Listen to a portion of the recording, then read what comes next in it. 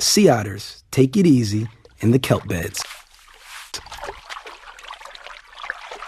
Moms can't even get daycare here. From the kelp, wrapped up in weed, this youngster won't drift away, and Mom can go freediving. She can hold her breath for up to 8 minutes while she hunts on the seabed. Her favorite spot is the surf zone near the shore, where the waves churn up nutrients, feeding beds of shellfish. The otters thrive on this protein-rich superfood.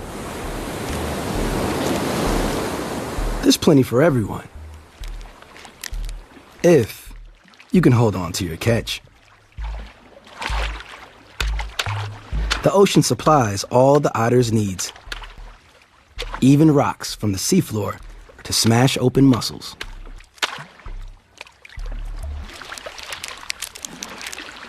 Many sea otters spend their entire lives at sea,